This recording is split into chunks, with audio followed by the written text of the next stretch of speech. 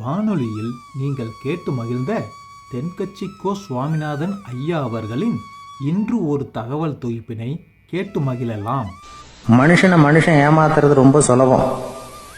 என் கூட படித்த ஒருத்தன் திடீர்னு ஒரு நாள் எல்லாருக்கும் அருள் வாக்கு சொல்ல ஆரம்பிச்சிட்டான். அவன் ஒரு ஆஃபீஸ்லேயும் வேலை பார்க்குறான்.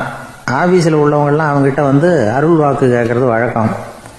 ஒரு நாள் நான் அவன் முன்னாடி போய் உட்காந்து பேசிக்கிட்டு இருந்தேன். அப்போ அதே ஆஃபீஸில் வேலை பார்க்குற ஒருத்தர் அவங்ககிட்ட வந்து, சுவாமி, என் மேஜையில் வச்சுருந்த பேனா திடீர்னு காணாமல் போட்டுது, அது திரும்ப கிடைக்குமா எனக்கு அப்படின்னு கேட்டார். இவன் கண்ணை உருட்டி பார்த்துட்டு, அது உனக்கு கிடைக்காது, புதுசாக வேற ஒன்று வாங்கிக்கப்போ அப்படின்னா. சரின்னு அவர் போயிட்டார். அவர் போனதுக்கப்புறம் நான் மெதுவாக இவனை பார்த்து, அது எப்படிறாது, அது உனக்கு கிடைக்காதுன்னு அவ்வளோ உறுதியாக அவர்கிட்ட சொன்னேன் அப்படின்னு கேட்டேன். இவன் மெதுவாக என் காதுகிட்ட வந்து, அந்த பேனாவை கிளப்புனதே நான் தான் அப்படிங்கிறான். ஒருத்தன் வேகமாக ஓடி வந்தான். ஏப்பா அப்படி தலை தெறிக்க ஓடி வர்றேன்னு கேட்டேன். பின்னாடி துரத்திக்கிட்டு வருது சார் அப்படின்னா. ஏதாவது நாய் துரத்திக்கிட்டு வருது போல இருக்கு அப்படின்னு நினச்சி அவனுக்கு பின்னாடி பார்க்குறேன். கண்ணுக்கு எட்டின தூரம் வரைக்கும் எதுவுமே தெரியல. ஏன்பா எதுவும் ஒன்றை துரத்துறது மாதிரி தெரியலையேன்னு. நல்லா பாருங்கள் சார் அப்படின்னா. பார்த்துட்டு தான் சொல்கிறேன் என்ன. இதோ பாருங்கள் சார், இதுதான் என்னை துரத்துது அப்படின்னு அவன் காட்டுறான். அவன் சுட்டி காட்டின இடத்துல பார்த்தா அங்கே அவனுடைய நிழல் தான் தெரியுது. என்னப்பா சொல்கிற அப்படின்னு சொல்லி அவனை சந்தேகமாக பார்த்தேன். அதுக்கப்புறம் தான் அவன் விவரமாக பேசினான். சார், எனக்கு என் நிழலை கண்டா பிடிக்கிறதில்ல. எப்போ பார்த்தாலும் இது என்னையே பின்தொடர்ந்து வந்துக்கிட்டு இருக்குது. இதை என்னால் சகிக்கவே முடியல. இதை என்கிட்டேருந்து பிரிக்கிறதுக்கு எவ்வளவோ முயற்சிகள்லாம் பண்ணி பார்த்துட்டேன், முடியலன்னா. அப்படி என்னென்ன முயற்சிகள் பண்ணினேன் அப்படின்னு கேட்டேன். அவன் என்னென்ன செஞ்சாங்கிறத விவரமாக சொன்னான். அவன் என்ன பண்ணியிருக்கிறான், ஒரு பெரிய குழியை தோண்டி அதில் தன்னுடைய நிழலை புதைச்சிருவோம் அப்படின்னு முடிவு பண்ணிட்டு மண்வெட்டி எடுத்துக்கிட்டு தோட்டத்து பக்கம் போயிருக்கான். ஆழமாக ஒரு குழியை தோண்டியிருக்கான். குனிஞ்சு பார்க்குறான். அந்த குழிக்குள்ளே தன்னுடைய நிழல் தெரியுது. ஆஹா, இதுதான் சமயம், நிழல் இப்போ குழிக்குள்ளே இருக்குது, மண்ணை போட்டு மூடி விடலாம் அப்படின்னு நினச்சிக்கிட்டு கொஞ்சம் மண்ணை அள்ளி போட்டான். பார்த்தா இப்போ அந்த நிழல் அந்த மண்ணுக்கு மேலே வந்து நிற்கிது. இது ஏதுடா வம்பா போச்சு அப்படின்னு அவசரமாக மண்ணை வாரி போட்டு மூடி பார்க்குறான். குழி பூராவும் மூடி விட்டு பார்க்குறான். மறுபடியும் நிழல் மேலே வந்து உட்காந்துக்கிட்டு இருக்குது. சரி, இதை வந்து குழியில் புதைக்க முடியாது அப்படின்னு முடிவு பண்ணிட்டு இதை இங்கேயே இப்படியே விட்டுட்டு ஒரே ஓட்டமாக ஓடி போடுவோம் அப்படின்னு நினச்சி எடுத்தான் ஓட்டம். அது காலை நேரம். இவன் மேற்க நோக்கி ஓடிக்கிட்டு இருக்கிறான். ஓடி பார்க்குறான். நிழல் இவனை விட வேகமாக இவனுக்கு முன்னாடி ஓடிக்கிட்டு இருக்கு. சரி, திரும்பி ஓடி பார்ப்போம் அப்படின்னு நினச்சிக்கிட்டு அப்படியே சடார்னு திரும்பி ஓட ஆரம்பித்தான். பார்த்தான், அப்பாடா நிழலை காணலை. கொஞ்சம் தூரம் ஓடி ஒரு இடத்துல நின்று அப்படியே சாவகாசமாக திரும்பி பார்க்குறான். பின்னாடி நின்றுக்கிட்டு இருக்குது நிழல். இப்படி ஓடி வந்து தான் இங்கே நம்ம முன்னாடி நின்று தன்னுடைய அவஸ்தையை சொல்லிகிட்டு இருக்கிறான். இந்த நிழலை துரத்துறது அல்லது வெட்டி விடுறது, இதுக்கு ஏதாவது வழி இருக்கா சொல்லுங்கள் சார் அப்படிங்கிறான். நமக்கு ஒன்றும் புரியல. அந்த நேரம் பார்த்து ஒரு பெரியவர் வந்தார். அவர்கிட்ட யோசனை கேட்டோம், என்ன செய்யலாம்னு. அவர் சொன்னார், இந்த பாருப்பா, நீ அங்கேயும் எங்கேயும் ஓடாத, அப்படியே கீழே படுத்துக்கொண்டார். அது நல்ல உச்சி வேலை. அவன் அப்படியே கீழே படுத்துக்கிட்டான். இப்போ அப்படி இப்படின்னு திரும்பி பார்க்குறான், நிழலை காணலை. அவன் இப்போ தான் நிம்மதியாக இருந்தான். இப்போ அந்த பெரியவர் சொன்னார், எல்லா மனிதர்களுமே இப்படி தான் ஓடிக்கிட்டு இருக்கிறாங்க. நான் எனது அப்படிங்கிற ஆணவம் தான் அவங்கள துரத்திக்கிட்டு இருக்கு. அதை விட்டுட்டு ஓடணும்னு நினச்சாலும் அது முன்னாடி வந்து நிற்கிது. பரம்பொருளை நோக்கி ஓடுறப்போ இந்த ஆணவம் பின்னாடி வந்து விடுது. பரிபூர்ண சரணாகதிங்கிற நிலையில் அது முழுசுமாக மறைஞ்சு விடுது. தன்னை உணர்கிற வேலை அது. அந்த நேரம் மனிதனுக்கு விடுதலை உணர்வு ஏற்படுகிற நேரம் அது. அப்படிப்பட்ட சுதந்திர மனிதர்களாக எல்லாரும் மாறி போயிட்டாங்கன்னா இந்த உலகமே இன்பமயம் அப்படின்னு ஒரு விளக்கம் கொடுத்தார் பெரியவர். நம்மால் ஒருத்தர் வேகமாக ஓடி வந்துக்கிட்டு இருந்தான். ஏன்டா அப்படி ஓடி வர்ற அப்படின்னு கேட்டார் எதிரில் வந்தவர். ஆசை துரத்துது, அதுதான் ஓடி வர்றேன்னா. உனக்கு என்ன ஆசைன்னு கேட்டார். எனக்கு ஒன்றும் ஆசை இல்லைங்க, என்னை எப்படியாவது பிடிச்சுடணும்னு போலீஸ்காரங்களுக்கு ஆசை. அந்த ஆசை இப்போ என்னை துரத்தி பின்னாடி வந்துக்கிட்டு இருக்குது. அதுதான் தப்பிச்சு வந்துக்கிட்டு இருக்கிறேன். குறுக்க நிற்காதீங்க சார், வழியை விடுங்க அப்படின்னு சொல்லிவிட்டு வேகமாக ஓடி மறைஞ்சான். ஒரு ஊரில் ஒரு பெரியவர் இருந்தார். அவர் ஒரு குரு. அவர் தொடர்ந்து தியான கூட்டங்கள் நடத்துவார். அந்த கூட்டத்தில் கலந்துக்கிறதுக்காக பல ஊர்களில் இருந்து சீடர்கள் நிறைய பேர் வருவாங்க போவாங்க. ஒரு நாள் அங்கே கூட்டம் நடந்துக்கிட்டு இருக்குது. அந்த சமயத்தில் சீடர்களில் ஒருத்தன் என்னத்தையே திருடி விட்டான். மற்ற சீடர்கள் அதை கவனிச்சுட்டாங்க. இவன் ஆப்பிட்டுக்கிட்டான். கூட்டம் முடிஞ்ச பிற்பாடு இவன் திருடின விஷயத்தை அந்த பெரியவர்கிட்ட போய் சொன்னாங்களாம். அவர் கவனத்துக்கு கொண்டுகிட்டு போனாங்க. ஆனால் அவர் இதை காதிலே போட்டுக்கல, கண்டுக்கவே இல்லை. போய் சொன்ன சீடர்களுக்கெல்லாம் ஏமாத்தமாக போயிட்டுது. என்ன இது, இவ்வளவு தூரம் நாம் கண்டுபிடிச்சி போய் சொல்கிறோம், அவர் கண்டுக்கவே மாட்டேங்கிறாரே அப்படின்னு ஒரு மாதிரி ஆயிட்டாங்க. இருந்தாலும் அதை பற்றி ஒன்றுமே சொல்லிக்கல, பேசாமல் இருந்துட்டாங்க. கொஞ்ச நாள் ஆச்சு. அதே ஆள் மறுபடியும் ஒரு திருட்டில் மாட்டிக்கிட்டான். சீடர்கள் மறுபடியும் அந்த குரு கிட்ட விஷயத்தை சொன்னாங்க. அவர் அப்பவும் வழக்கம் போல் சும்மாவே இருந்துட்டார். இவர் இப்படி இருக்கிறத பார்த்ததும் அந்த சீடர்களுக்கு கோபம் வந்துட்டுது. உடனே அந்த சீடர்கள்லாம் ஒன்று கூடி பேசினாங்களாம். எல்லாருமா சேர்ந்து ஒரு விண்ணப்பம் தயார் பண்ணாங்க. அதை குருநாதர்கிட்ட கொண்டுட்டு போய் கொடுத்தாங்க. அந்த விண்ணப்பத்தில் இவங்க என்ன எழுதியிருக்கிறாங்க தெரியுமா? குருநாதர் அவர்களே, உடனே திருடனவன் மீது சட்ட நடவடிக்கை எடுக்கணும். நீங்கள் அப்படி அவனை இங்கே சேர்க்கக்கூடாது. நீங்கள் சேர்த்திங்கன்னா நாங்கள் இங்கே இருக்கிறத பற்றி யோசிக்க ஆரம்பிச்சிருவோம். அவனை இந்த மடத்தை விட்டே துரத்தி பண்ணணும். நீங்கள் அவனை வெளியில் அனுப்புங்க, இல்லைன்னா நாங்கள் அத்தனை பேரும் வெளியில் போயிடுறோம். இப்படி தான் அந்த விண்ணப்பத்தில் எழுதியிருக்கிறாங்க. குரு அந்த விண்ணப்பத்தை வாங்கி படித்து பார்த்தார். அதுக்கப்புறம் அதை எழுதின அத்தனை பேரையும் கூப்பிட்டாரு. எல்லாரும் இப்படி வாங்கன்னாரு. வந்தாங்க. இப்படி என் எதிரில் உட்காருங்கன்னார். உட்காந்தாங்க. அப்புறம் சொன்னார், இதை பாருப்பா, நீங்கள் எல்லாரும் புத்திசாலிகள். உங்களுக்கு எது நல்லது எது கெட்டதுங்கிறது நல்லா தெரியும். நீங்கள் மேற்கொண்டு ஏதாவது படிக்கணும்னு நினச்சா வேறு எங்கே வேணும்னாலும் போகலாம். அதுக்கு நான் தடை சொல்ல மாட்டேன். ஆனால் உங்களால் குற்றம் சாட்டப்பட்ட அவன் இருக்கானே, அவன் எப்படின்னா அவனுக்கு எது நல்லது எது கெட்டதுங்கிறதெல்லாம் தெரியாது. அதனால தான் திருடுறான். நீங்கள் சொல்கிறது மாதிரி அவனை அடித்து துரத்தி விடுறோம்னு வச்சுங்க, அவனுக்கு எப்படி நல்லது கெட்டது தெரியும்? அவனுக்கு அதை யார் சொல்லி கொடுக்கறது? அதனால் இங்கேயே இருக்கட்டும், அதுதான் சரி. இதுக்காக நீங்கள் எல்லாரும் என்னை விட்டுட்டு போனாலும் சரி, அவனை நான் விரட்ட மாட்டேன் அப்படின்னு விட்டாரான். இவ்வளவையும் திருடனை அந்த சீடன் கேட்டுக்கிட்டே இருந்திருக்கான். அவன் கண்களில் கண்ணீர். அப்படியே எழுந்திரிச்சு வந்தான். குரு காலில் விழுந்தான். அவன் கண்ணீரில் அவனது தீமை கழுவப்பட்டது அப்படிம்பாங்க. அதாவது சீடர்களுக்கு அந்த குருவோட பெருமை அப்போ தான் புரிஞ்சுதான். ஒரு நல்ல ஆசிரியர் இருக்காருன்னு வச்சுங்க, நல்லா படிக்கிற பையனுக்கு தான் பாடம் சொல்லி கொடுப்பேன்னா அது என்ன பெரிய விஷயமா? மோசமாக படிக்கிறவனையும் மாற்றி காட்டுறேங்கிறது தான் பெருமை. இந்த காலத்து குரு ஒருத்தர் ஒரு ஆசிரமம் வச்சு நடத்திட்டு வந்தார். நிறைய பேர் தினம் வருவாங்க போவாங்க. ஒரு நாள் ஒருத்தன் வந்தான். அந்த குரு முன்னாடி போய் நின்னான். ஐயா, என்ன உங்கள் சீடனாக ஏற்றுக்கணும்னா. அந்த குரு நிமிர்ந்து பார்த்தார். உன்னுடைய நோக்கம் என்னன்னு கேட்டார். ஐயா, உங்ககிட்ட கொஞ்ச நாள் இருந்தேன்னா நல்ல பழக்க வழக்கங்களை கற்றுக்கலாம். அதுக்கப்புறம் வெளியில் போய் ஒரு நல்ல தொழில் தொடங்கி வாழ்க்கையில் முன்னுக்கு வரணுங்கிறது தான் என்னோட நோக்கம் அப்படின்னா. நீ சொல்கிறது சரி, ஆனால் உன்னால் இங்கே நல்ல பழக்க வழக்கங்களை கற்றுக்க முடியலேன்னு வச்சுக்கோ, அப்போ என்ன பண்ணுவேன் அப்படின்னு கேட்டார் அவர். அப்படி ஆச்சுன்னா என்ன, உங்களை மாதிரியே ஒரு ஆசிரமம் ஆரம்பித்து அதுக்கு குருவாக இருந்துட்டு போகிறேன் அப்படின்னா. ஜப்பானில் உள்ள ஒரு புத்த விகாரை, அங்கே ஒரு வயசான பௌத்த குரு தங்கியிருக்கிறார். ஒரு நாள் ராத்திரி கடுமையான குளிர். அவரால் தாங்க முடியல. பார்த்தார், மரத்தில் செஞ்ச புத்த சிற்பங்கள் அங்கே நிறைய இருந்தது. அதில் ஒன்றை எடுத்து அதுக்கு தீ மூட்டி அந்த நெருப்பில் குளிர் காஞ்சிக்கிட்டு இருக்கிறார். மர சிற்பம் தீ வச்சதும் படபடன்னு வெடிக்க ஆரம்பிச்சுட்டுது. அந்த சத்தத்தை கேட்டதும் அந்த புத்த விகாரையின் குருக்கள் வெளியில் ஓடி வந்தார். இவர் ஆனந்தமாக குளிர் காஞ்சிக்கிட்டு இருக்கிறார். அவரால் பொறுத்துக்க முடியல. தெருவில் தெரிஞ்சுக்கிட்டு இருந்த அந்த பெரியவரை இங்கே தங்க அனுமதித்ததே அவர் தான். இவர் இப்படி பண்ணுறாருன்னு நினச்சிக்கிட்டே அவரை கோபமாக பார்த்தார். ஏன் இப்படி கோபமாக பார்க்குறீங்க, இப்படி உட்காருங்க அப்படிங்கிறாரு இவர். அவருக்கு இன்னமும் கோபம் வந்துட்டுது. எங்கள் கடவுளை எரிச்சுட்டீங்களே அப்படின்னு சத்தம் போட்டாராம். அப்படியா அப்படின்னு கேட்டுக்கிட்டே அந்த சாம்பலை கிளறினார் இவர். என்ன செய்கிறீங்கன்னு கேட்டிருக்காரு அவர். நான் எலும்புகளை தேடுறேன்னாராம். நீங்கள் ஒரு பைத்தியம், இது ஒரு மர சிற்பம், இதில் எலும்புகள் கிடையாது அப்படின்னாராம். அவருக்கு கோபம் வந்துட்டுது. உடனே வெளியில் போங்கன்னு கத்தியிருக்கார். வெளியில் தள்ளி கதவையும் சாத்தி விட்டாராம். மறுநாள் காலையில் கதவை திறந்து பார்த்தா அந்த வயசான பெரியவர் ஒரு மைல்கல் மேலே சில காட்டு பூக்களை வச்சு புத்தம் சரணம் கச்சாமின்னு சொல்லிக்கிட்டே இருக்கிறார். இவருக்கு சந்தேகமாக போட்டுது. கிட்ட போனார். என்ன செஞ்சுக்கிட்டு இருக்கீங்கன்னு கேட்டார். இது என்னுடைய காலை நேர பிரார்த்தனைனாராம். நிஜமாகவே நீங்கள் ஒரு பைத்தியமாக தான் இருக்கணும், ஏன்னா அது ஒரு மைல்கல் அப்படின்னாராம். இப்போ அந்த பெரியவர் சொன்னாராம், நீங்கள் ஒரு மரத்தை புத்தராக நினைக்கும் பொழுது நான் ஏன் ஒரு மைல்கல்ல புத்தராக நினைக்கக்கூடாது? நான் புத்தரை எரிக்கலாம், ஏன்னா அவரை நான் நேசிக்கிறேன்.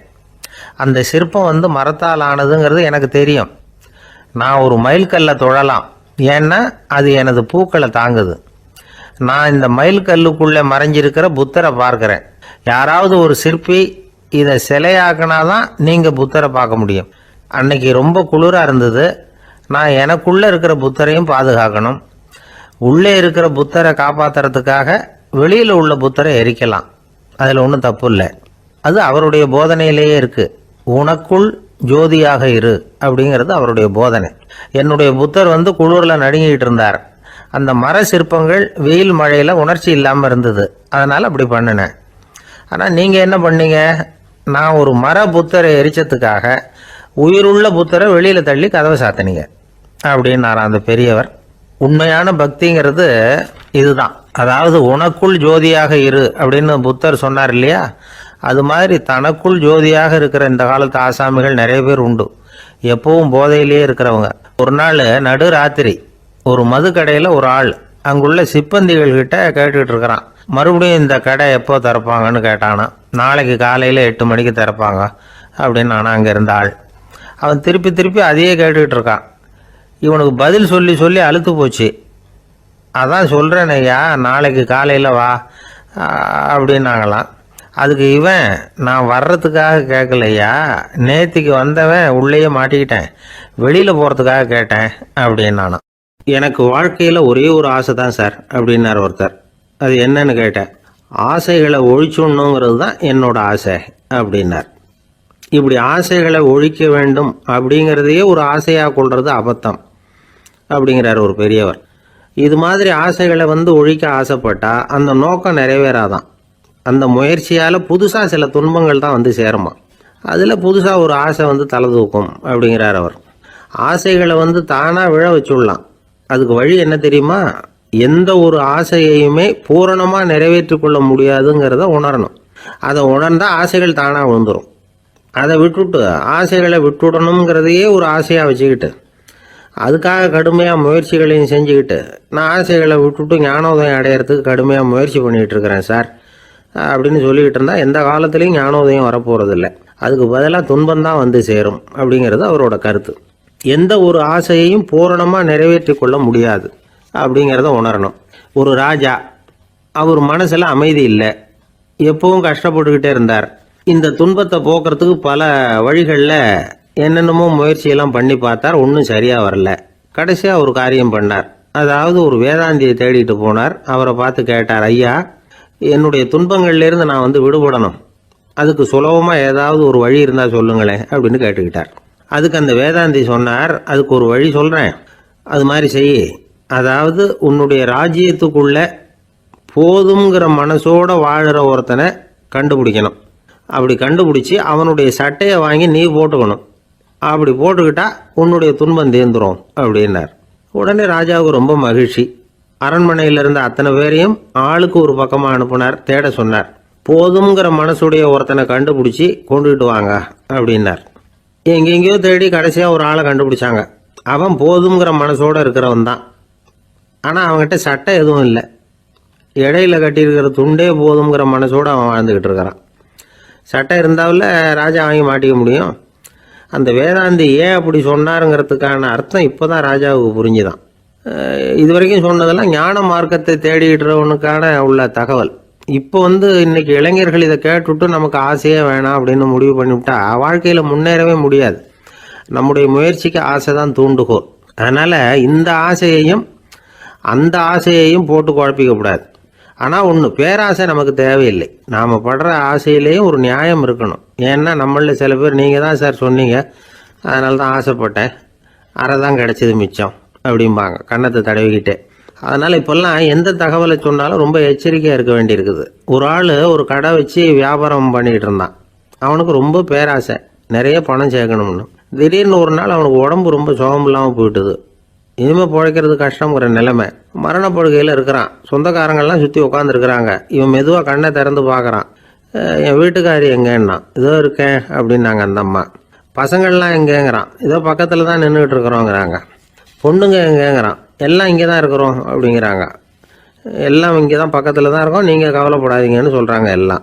அவன் மெதுவாக கஷ்டப்பட்டு வாயை திறந்து, அட பாவிங்களா, எல்லாரும் இங்கே இருந்தால் அங்கே கடையை யார் கவனிக்கிறது அப்படின்னானா. ஒரு ஊரில் 4 நண்பர்கள் இருந்தாங்க. 4 பேரும் சோம்பேறிகள். 4 பேருக்கும் எந்த வேலையும் செய்யறதுக்கு உடம்பு வளையறதில்ல. இருந்தாலும் சோம்பேறித்தனத்தில் ஒருத்தருக்கு ஒருத்தர் கொஞ்சம் வித்தியாசம் உண்டு. அதுக்கு தகுந்த மாதிரி அவங்களுக்கு பேர் அமைஞ்சு போச்சு. ஒருத்தன் கால் சோம்பேறி, இன்னொருத்தன் அரை சோம்பேறி, அடுத்தவன் முக்கால் சோம்பேறி, கடைசி ஆளு முழு சோம்பேறி. இவங்க 4 பேரும் நண்பர்கள். அப்புறம் எப்படி காரியம் நடக்கும்? 4 பேரும் ஒரு வீதியில் அப்படியே நடந்து போய்கிட்டு இருக்கிறாங்க. நல்ல பசி. எங்கேயாவது சோறு போடுவாங்களா அப்படின்னு பார்த்துக்கிட்டே வந்தாங்க. அவங்க வந்த வழியில் ஒரு ₹1 காசு கிடந்தது தரையில். அவங்க கண்ணில் அது பட்டுது. ஆனாலும் அதை குனிஞ்சு எடுக்கணுமே, அதுக்கு சோம்பேறித்தனம். முழு சோம்பேறி பார்த்தான். பக்கத்தில் வந்துக்கிட்டு இருந்த முக்கால் சோம்பேறிக்கிட்ட சொன்னானா, டேய் அதை கொஞ்சம் குனிஞ்சு எடுறா அப்படின்னானா.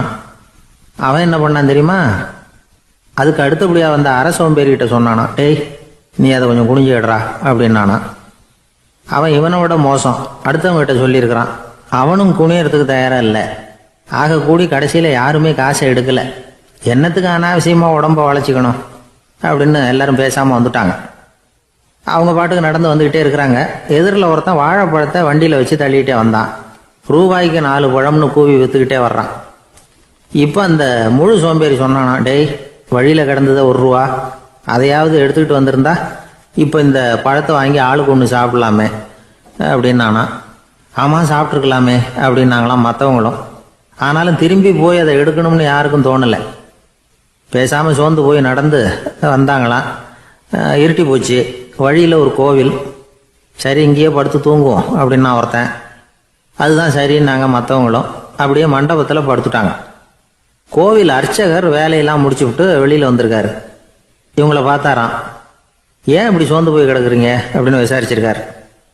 2 நாளாச்சுங்க நாங்கள் சாப்பிட்டு அப்படின்னாங்களாம். அவர் உடனே ஐயோ பாவம் அப்படின்னு சொல்லி பானை, விறகு, அரிசி, தண்ணி எல்லாம் கொடுத்து நீங்களே சமையல் பண்ணி சாப்பிட்டுக்குங்க அப்படின்னு சொல்லிவிட்டு போயிட்டார். இந்த 4 பேருக்கும் சமையல் பண்ணி சாப்பிடணும்னு ஆசையாக தான் இருந்தது. ஆனால் அடுப்பு பற்ற வைக்கணுமே, அதுக்கு தீப்பெட்டி வேணுமே. தீப்பெட்டி இல்லை. இப்போ முழு சோம்பேறி ஆரம்பித்தான். அடுத்தவனை பார்த்து, டேய் கடைக்கு போய் ஒரு தீப்பெட்டி வாங்கிட்டு வாயேன் அப்படின்னு நானான். அவன் வழக்கம் போல் அடுத்தவங்ககிட்ட சொல்லியிருக்கான். அவன் அதுக்கு அடுத்தவங்ககிட்ட சொல்லியிருக்கிறான். கடைசியாக கால் சோம்பேறிக்கிட்ட வந்து சேர்ந்தது. அவனும் அது நம்மால் முடியாது அப்படின்னு பேசாமல் இருந்துட்டான். இப்போ தீப்பெட்டி வேணுமே, அதுக்கு என்ன பண்ணுறது? அவங்களுக்குள்ளே பேசி ஒரு முடிவுக்கு வந்தாங்களாம். அதாவது யார் முதல்ல வாயை திறந்து பேசுகிறாங்களோ அவங்க தான் தீப்பெட்டி வாங்கிறதுக்கு போகணும் அப்படின்னு. அவ்வளவுதான். உடனே 4 பேரும் வாயை கெட்டியாக மூடிக்கிட்டு படுத்துக்கிட்டாங்க. அவங்க சமையல் பண்ணி சாப்பிட்டாங்களா என்ன அப்படிங்கிறது அர்ச்சகருக்கு தெரியல. சரி பார்த்துட்டு வரலாமேன்னு வந்தார். வந்து பார்க்குறாரு, இவங்க 4 பேரும் அசையாமல் படுத்து கிடக்குறாங்க. அர்ச்சகர் பயந்துட்டார். ஒருவேளை பசி தாங்காமல் செத்து போட்டாங்களோ அப்படிங்கிற பயம், அல்லது நாம் கொடுத்த உணவுப் பொருளில் ஏதாவது விஷம் கலந்துருக்குமோ அப்படின்னும் பயந்தார்.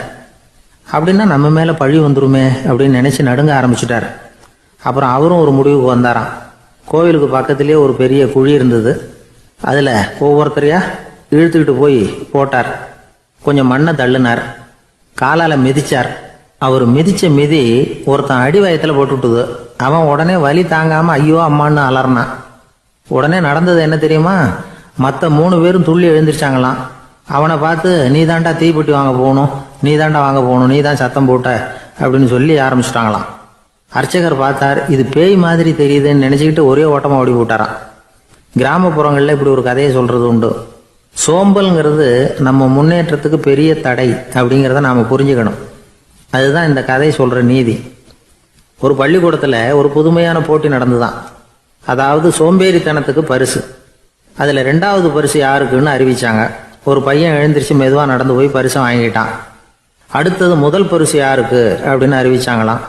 அவன் கடைசி வரிசையிலேருந்து கத்தனானா, ஐயா அதையும் அந்த பையன் மூலமாகவே கொடுத்து அனுப்பி வச்சிருங்க, இங்கே வந்ததை நான் வாங்கிக்கிறேன் அப்படின்னு நானா. ஒரு ஏரி ஓரமாக 2 பசங்க நடந்து போய்கிட்டு இருக்கிறாங்க. அதில் ஒருத்தன் பணக்கார வீட்டு பையன், இன்னொருத்தன் ஏழை. இவங்க 2 பேரும் போய்கிட்டு இருக்கிறாங்க.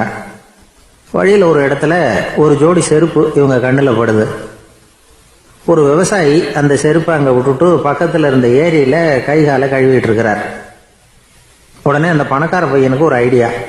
அவன் சொன்னானா, டேய், இப்போ ஒரு வேடிக்கை செய்யலாம். அந்த செருப்பு ரெண்டையும் தூக்கி எட்டத்தில் வீசி எரிஞ்சிருவோம். அந்த ஆள் வந்து பார்த்துட்டு செருப்பை தேடி அல்லாடுவான், அங்கேயும் இங்கேயும் ஓடுவான், திருன்னு முழிப்பான். அதை பார்த்து நாம் ரசிக்கலாம், நல்ல தமாஷா இருக்கும் அப்படின்னு இருக்கான். இப்படி சொல்லிவிட்டு அந்த செருப்புகளை தூக்கத்துக்கு போனானா. கொஞ்சம் பொறு அப்படின்னானா அந்த ஏழை பையன். ஏன்னு கேட்டிருக்கான் அவன். இப்போ அந்த ஏழை பையன் சொன்னானா, நீ சொல்றது ஒன்றும் வேடிக்கை கிடையாது. உன்னோட செருப்பு தொலைஞ்சா உன் அப்பா உடனே உனக்கு வேற செருப்பு வாங்கி கொடுத்துருவார். ஆனால் அந்த ஆளுக்கு இந்த செருப்பு தொலைஞ்சதுன்னா வேற புதுசாக வாங்கறதுக்கு வாயையும் வயத்தையும் கட்டி பணத்தை சேர்க்க வேண்டியிருக்கும். அதனால நான் ஒரு வேடிக்கை சொல்கிறேன், அது மாதிரி செய், அது இன்னமும் தமாஷா இருக்கும் அப்படின்னானா. எப்படி அது சொல்லுன்னு இருக்கான் அவன்.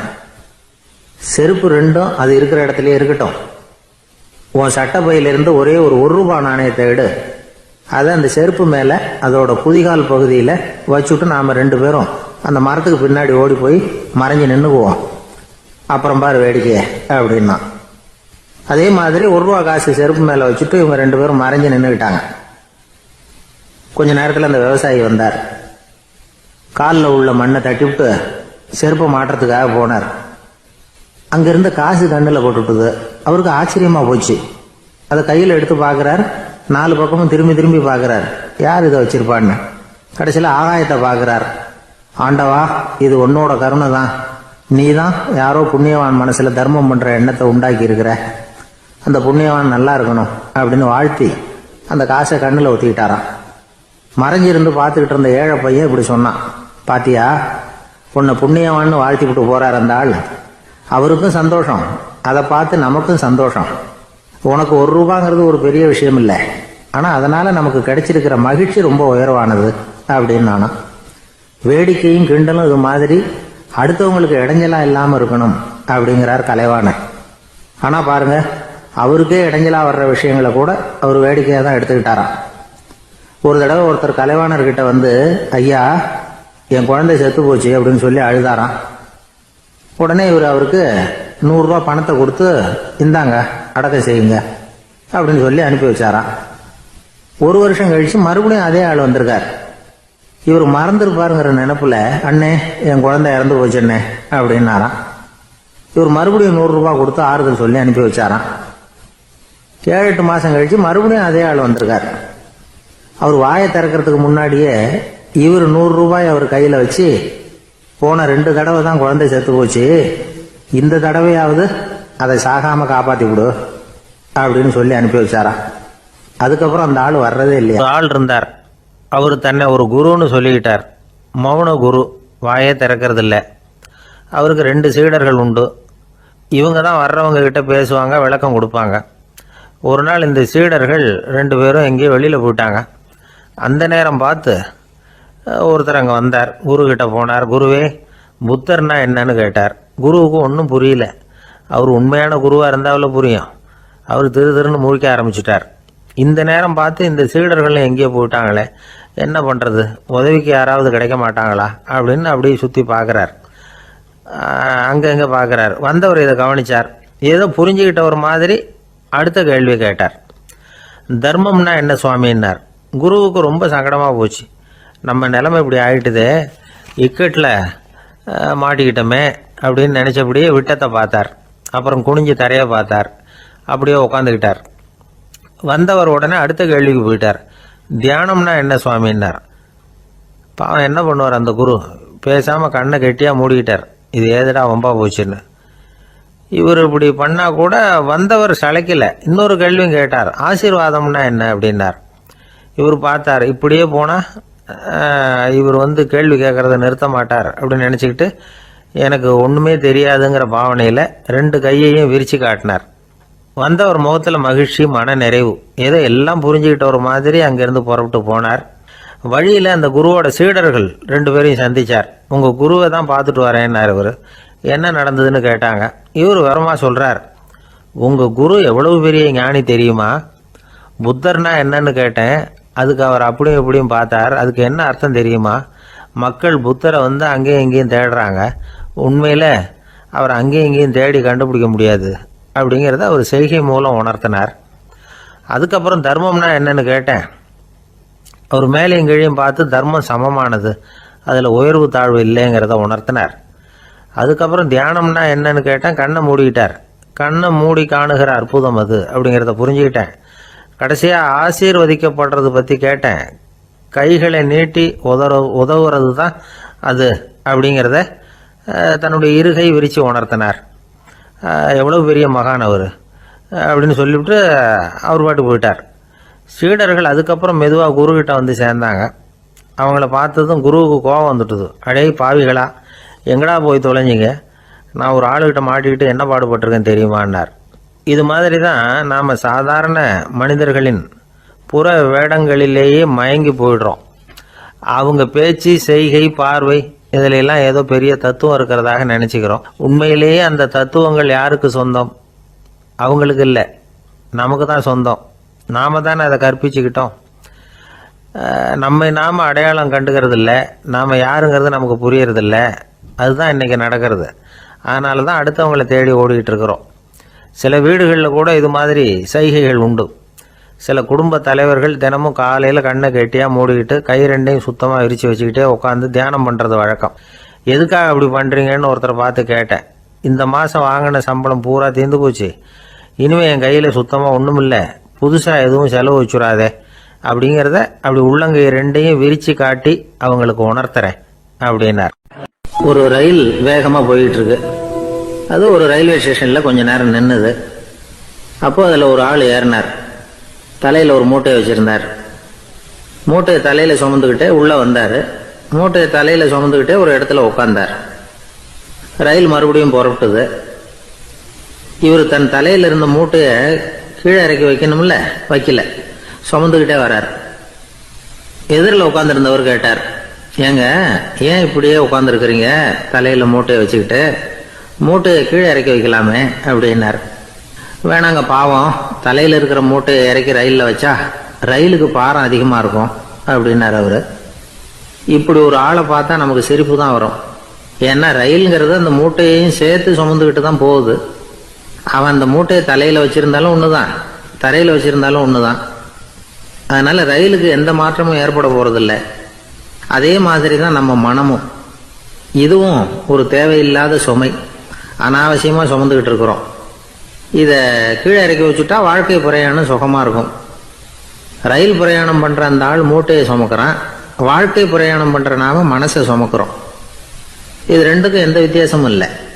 மனசை கீழே இறக்கி வச்சுட்டா பாரம் இல்லாமல் வாழலாம், பறவைகள் மாதிரி பறக்கலாம், குழந்தைகள் மாதிரி கள்ளங்கபடம் இல்லாமல் வாழலாம். இந்த வெளி உலகத்தில் நாம் நிலை பெற்று இருக்கணும், வேரூன்றி இருக்கணும். அதே சமயம் நம்முடைய உள்வெளியில் ஆன்மீக வாழ்க்கையில் பாரம் இல்லாமல் இருக்கணும். அப்போ பறக்கணும், நதியை போல் ஓடணும், மிதக்கணும், பயணம் சுகமாக இருக்கும், களைப்பு தெரியாது, கவலை தெரியாது. ஒரு சீடன் போதி தர்மரை நாடி வந்தான். குருவே, நீங்கள் என்ன வெறுமையாக இருக்க சொன்னீங்க, நான் இப்போ மறுபடியும் வெறுமையானவன் ஆகிட்டேன், அதனால் இப்போ என்ன செய்ய சொல்கிறீங்க என்ன அப்படின்னு சொல்லி நின்னான். உடனே அந்த குரு பக்கத்தில் இருந்த ஒரு குச்சியை எடுத்து அவன் தலையில் அடித்து, போய் அந்த வெற்றுத்தன்மையையும் வீசி எறிந்து விட்டு வா அப்படின்னார். நான் இப்போ காலியாக இருக்கிறேன்னு ஒருத்தன் சொல்கிறான்னு வச்சுங்க, அது உண்மை இல்லை. ஏன்னா இன்னமும் அதில் நான்கிற எண்ணம் இருக்குது. எந்த சிந்தனையும் இல்லாமல் இருக்கிறது கடினம்தான். ஆனாலும் மனிதன் அதில் உள்ள நுட்பத்தை புரிஞ்சுக்கிட்டான்னா இவ்வளவு தூரம் தூக்கி சுமந்துக்கிட்டு வந்த அந்த மனதின் முட்டாள்தனத்தை அவனே பார்த்துட்டு சிரிப்பான். இதுதான் பெரியவங்க சொல்லியிருக்கிற ஆலோசனை. நம்மால் ஒருத்தன் தலையில் ஒரு பெரிய மூங்கில் கூடையோட ரயிலில் உட்கார்ந்தான். கூடை தலையில் இருந்தது, கீழே இறக்கி வைக்கல.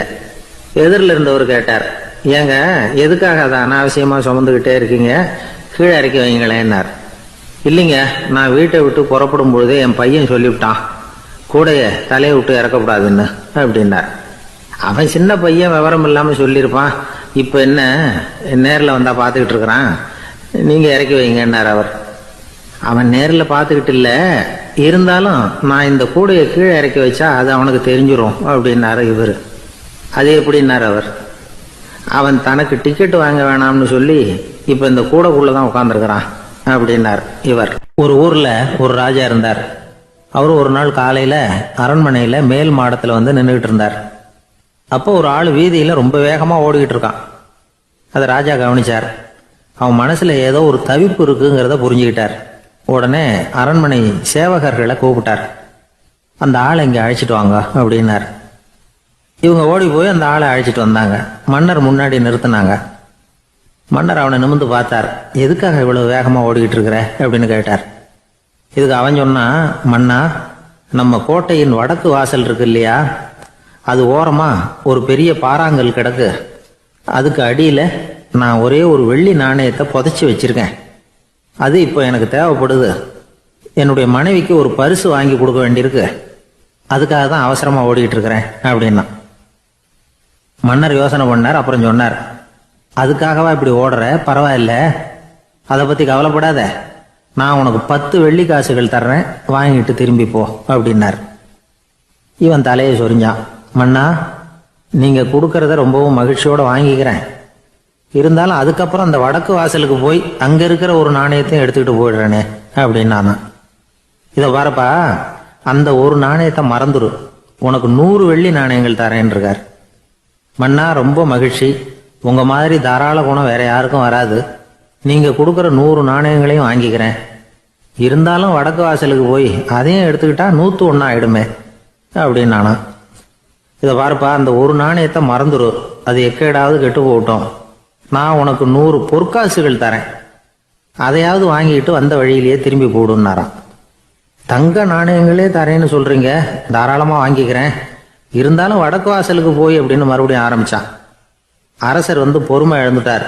கடைசியா ஒரு முடிவுக்கு வந்துட்டார். இதை பாருப்பா, உனக்கு என்னுடைய ராஜ்யத்திலேயே பாதியை கொடுத்துட்றேன், அப்படியாவது திருப்தியா திரும்பி போ அப்படின்னாராம். மன்னா, உங்களுடைய பெருந்தன்மைக்கு ஈடு இணையே கிடையாது. தேசத்திலேயே பாதி பிரிச்சு கொடுக்குறேன்னு சொல்றீங்க, அதனால உங்ககிட்ட ஒரு சின்ன வேண்டுகோள் அப்படின்னானா. சொல்லுன்னாராம் மன்னர் ஆர்வமா. இவன் மெதுவா ஆரம்பிச்சான். அப்படி இந்த ராஜ்யத்தை 2ஆ பிரிக்கிறப்போ அந்த வடக்கு வாசல் இருக்கிற பக்கத்தை என்கிட்டயே கொடுத்துருங்கோ அப்படின்னானா. மன்னர் அசந்து போயிட்டார்.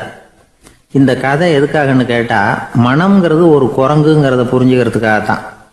உன்னை பிடிச்சிக்கிட்டா லேசில விடாது. அப்படிப்பட்ட மனசை அறிவு தான் வழி நடத்தணும். அதில் தான் வாழ்க்கையின் வெற்றி அடங்கி இருக்குது. ஒரு சின்ன பையன் தெருவில் அழுதுகிட்டு இருந்தான். ஏன்பா அழுவுறேன்னு ஒரு பெரியவர் கேட்டார். 1 ரூபா காசை இங்கே தொலைச்சுட்டேன் அப்படின்னா. சரி, அதுக்காக அழாத, அதுக்கு பதிலாக 10 ரூபா தரேன், இந்தா வச்சுக்கோன்னு கொடுத்தாரு. அந்த 10 ரூபாயை வாங்கி சட்டப்பையில் போட்டுக்கிட்டு அதை விட அதிகமாக சத்தம் போட்டு அழ ஆரம்பிச்சுட்டான். மறுபடியும் ஏன்டா அழறேன்னு கேட்டார் பெரியவர். அந்த 1 ரூபாயும் கிடைச்சிட்டுதுன்னா இப்போ என்கிட்ட 11 ரூபா இருக்குமே, இப்போ 10 ரூபா தானே இருக்கு அப்படின்னு சொல்லிவிட்டு அழறான். எனக்கு தெரிஞ்ச ஒருத்தர் இருக்கார். அவர் ஒரு பெரிய காவல்துறை அதிகாரி, ரொம்ப கண்டிப்பானவர். அவரை கண்டாவே எல்லாரும் பயப்படுவாங்க.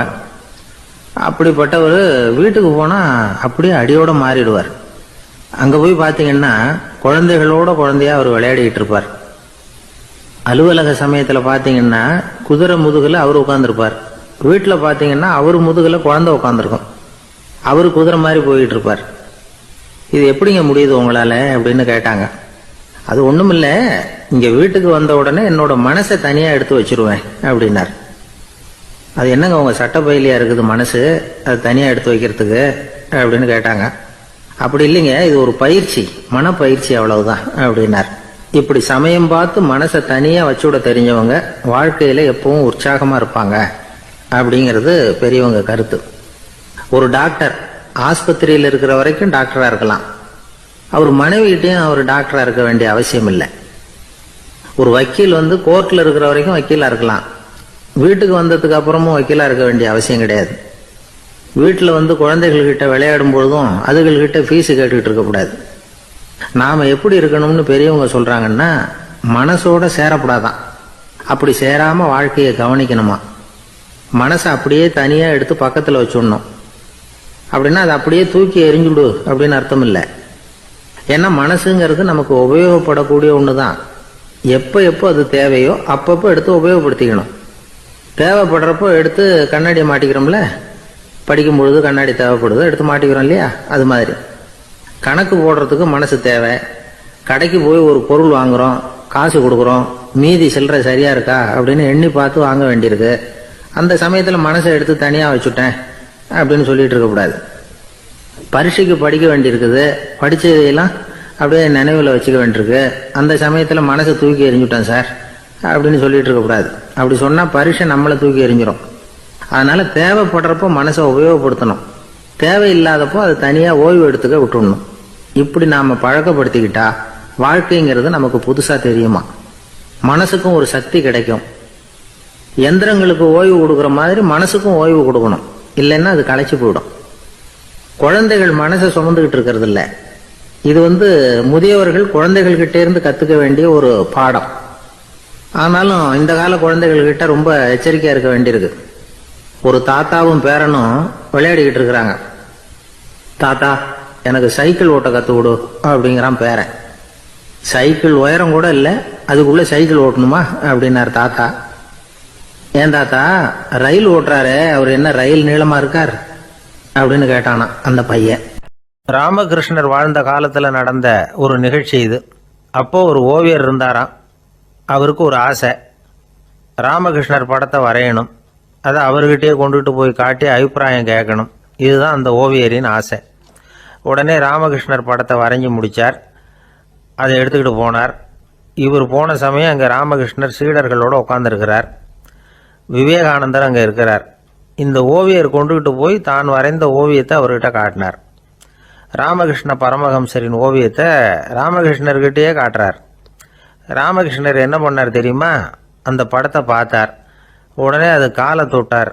குருதேவருடைய இந்த செயல் சீடர்களுக்கு ரொம்ப வியப்பை உண்டு பண்ணிச்சு. சில பேர் மனசுக்குள்ளேயே ரொம்ப குழம்பி போக ஆரம்பிச்சிட்டாங்க, என்ன இப்படி பண்ணுறாருன்னு. என்ன இது அவரோட படம், அவரே அவரோட படத்தின் காலை தொடுறார் அப்படின்னு யோசிச்சாங்க. சில பேர் ஒன்றும் புரியாமல் ஒருத்தர் பார்த்து சிரிச்சுக்கிட்டாங்க. அந்த இடத்துல சீடர்கள் மட்டும் இல்லை, சீடர் அல்லாத பல பேர் இருந்தாங்க. தன்னுடைய காலை தானே தொடர இவருடைய செயல் பற்றி என்ன நினைக்கிறது அப்படின்னு அவங்களும் குழம்பி போய் நிற்கிறாங்க. அந்த படத்தை வரைஞ்சி அவர்கிட்ட காட்டின அந்த ஓவியருக்கும் அதிர்ச்சி. இருந்தாலும் அவர் சீடர் கிடையாது. அதனால் கொஞ்சம் துணிச்சலை வர வச்சுக்கிட்டு கேட்டார், என்னங்க இது, என்னால் என்னுடைய கண்களையே நம்ப முடியல. இது உங்கள் சொந்த உருவப்படம், நீங்கள் உங்கள் சொந்த கால்களையே தொடுறீங்க, இது எங்களுக்கு கொஞ்சம் சங்கடமாக இருக்குதே அப்படின்னார். ராமகிருஷ்ணரின் கண்களில் ஆனந்த கண்ணீர் வழிஞ்சுதான். அவர் சொன்னாராம், இது என்னோட படம்ங்கிறது எனக்கு தெரியும், ஆனால் இது என்னோட படம்ங்கிறதுனால நான் இதோட காலை தொடலை. நீ என்னுடைய சமாதி நிலையை இந்த படத்தில் படம் பிடிச்சி காட்டியிருக்கிற, அதனால் அதோட காலை தொடறேன். சமாதி நிலையில் யார் இருந்தாலும், அது என்னுடைய படமாக இருந்தாலும் சரி அல்லது வேற யாருடைய படமாக இருந்தாலும் சரி, படம் யாருதுங்கிறது முக்கியம் இல்லை. இதில் எது முக்கியம்னா அது தன்னை உணர்ந்த ஒரு உணர்நிலையின் படம். அப்படி இருக்கிறப்போ அதோட காலை நான் தொடணும். அதுக்கு நீங்கள் எல்லாரும் ஏன் சங்கடப்படுறீங்கன்னு எனக்கு தெரியல அப்படின்னாராம். இப்போ தான் அங்கே இருந்த சீடர்களுக்கும் மற்றவங்களுக்கும் விவரம் புரிஞ்சுதான். இதுக்கு முன்னாடி யாரும் செய்யாததை இவர் செஞ்சிருக்கிறார், ஆனால் அவருடைய காரணம் ரொம்ப நியாயமானது அப்படிங்கிறத உணர்ந்தாங்களாம். இதுவரைக்கும் ஆன்மீகத்தில் சமாதி நிலை, அதாவது தன்னை உணர்ந்த நிலை பற்றி புரிஞ்சுக்கிட்டோம். இல்லறத்தில் ஏற்படக்கூடிய சமாதி நிலை பற்றி உங்களுக்கு தெரியுமா? ஒரு அம்மா டாக்டர்கிட்ட சொன்னாங்களாம், டாக்டர், என் வீட்டுக்காரருக்கு உடம்புல ஏதோ கோளாறுன்னு நினைக்கிறேன், நான் எவ்வளவு நேரம் பேசினாலும் காதில் விழாத மாதிரி உட்கார்ந்துருக்கிறார் அப்படின்னு ஆகலாம். அதுக்கு அந்த டாக்டர் சொன்னாராம், அம்மா, அது உடம்பு கோளாறு இல்லை, அது ஒரு பெரிய திறமை அப்படின்னாராம்.